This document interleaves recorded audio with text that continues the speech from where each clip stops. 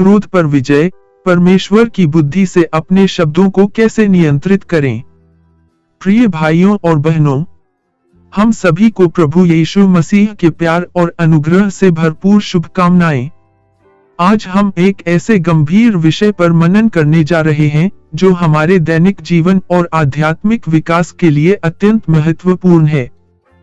क्रोध और हमारे शब्दों की शक्ति पर यह संदेश हम सभी के जीवन को गहराई से छूने वाला है। आइए हम अपने हृदयों को पवित्र आत्मा के लिए खोलें ताकि हम परमेश्वर की इच्छा को स्पष्ट रूप से समझ सकें। 1. क्रोध, एक आध्यात्मिक संकट की गहरी समझ। पवित्र शास्त्र हमें स्पष्ट रूप से शिक्षा देता है कि याकूब अध्याय 1 पद 20, मनुष्य का क्रोध परमेश्वर की धार्मिकता को उत्पन्न नहीं करता। यह वचन हमारे सामने एक गंभीर सच्चाई रखता है। जब हम क्रोध की भावना को अपने ऊपर हावी होने देते हैं, तो हमारे जीवन में क्या क्या परिवर्तन आते हैं। सबसे पहले, हमारा हृदय परमेश्वर की मधुर आवाज सुनना बंद कर देता है।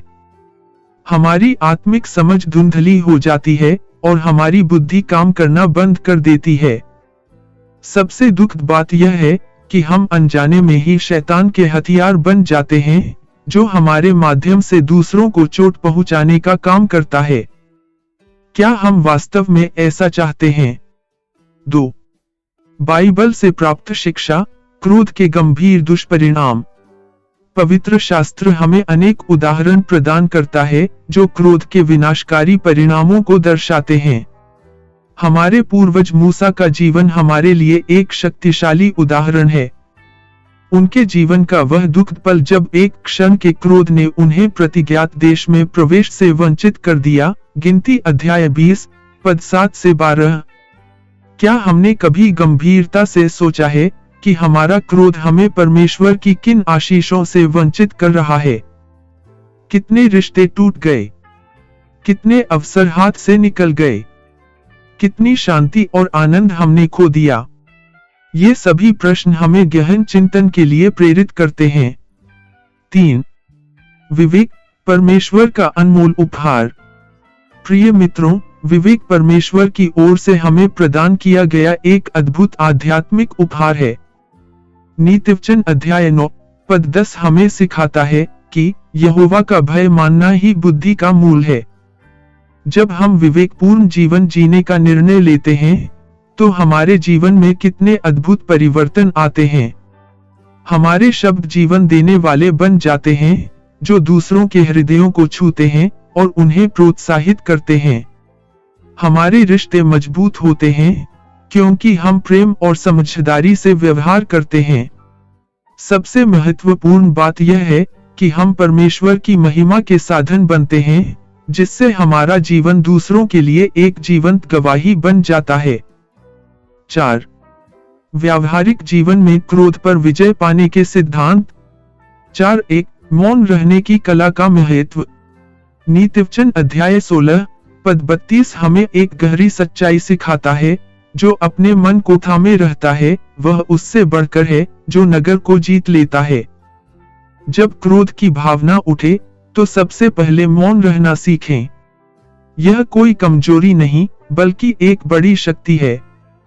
मौन रहकर हम अपने आप को संयमित करने का अवसर देते हैं ताकि हम बाद में पछताने वाले शब्द न बोलें।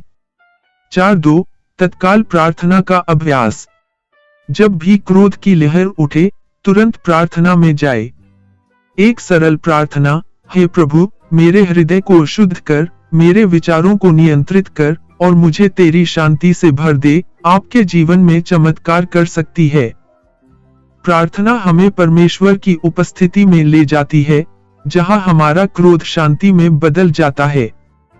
4.3 क्षमा करने का निर्णय।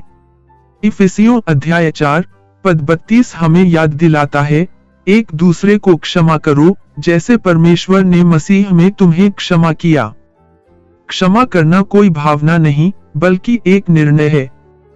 जब हम दूसरों के प्रति क्रोधित होते हैं, तो हमें याद रखना चाहिए कि परमेश्वर ने हमारे कितने बड़े अपराधों को क्षमा किया है।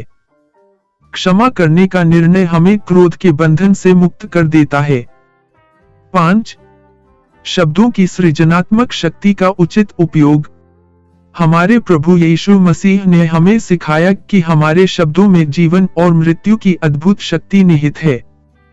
आइए हम आज एक दृढ़ संकल्प लें कि हम अपने शब्दों का उपयोग सकारात्मक रूप से करेंगे। हम अपने शब्दों से दूसरों को आशीष देंगे, उनका उत्साह बढ़ाएंगे और उनके जीवन में आशा का संचार करेंगे। हम अपनी जुबान को प्रेम और सांत्वना का साधन बनाएंगे, न कि आलोचना और निंदा का हथियार। सबसे बड़ी बात, हम अपने वचनों के माध्यम से सदैव परमेश्वर की महिमा करेंगे। प्रार्थना। हे स्वर्गीय पिता, हम तेरे सामने नम्र होकर आते हैं। हमें अपनी पवित्र आत्मा की सामर्थ्य प्रदान कर कि हम अपने क्रोध पर पूर्ण विजय प्राप्त कर सकें। हमारे शब्दों को तेरी महिमा के लिए एक सशक्त साधन बना दे। हमें सच्ची बुद्धि और समझ दे कि हम सदैव विवेकपूर्ण निर्णय ले सकें। हमारे हृदयों को तेरी शांति से भर दे, ताकि हम इस संसार में तेरे प्रेम के जीवंत साक्षी बन सकें। हम यह सब प्रार्थना अपने उद्धारकर्ता यीशु मसीह के पवित्र नाम में करते हैं। आमीन। प्रिय भाइयों और बहनों, यदि यह संदेश आपके हृदय को छू गया है और आपको प्रभु की इच्छा को समझने में मदद मिली है, तो मैं आपसे विनम्र निवेदन करता हूं कि हमारे चैनल सैन लाइवली सोशल को सब्सक्राइब करें और इस वीडियो को लाइक करें। ऐसा करके आप हमें और अधिक लोगों तक यह सुसमाचार पहुंचाने में सहायता करेंगे।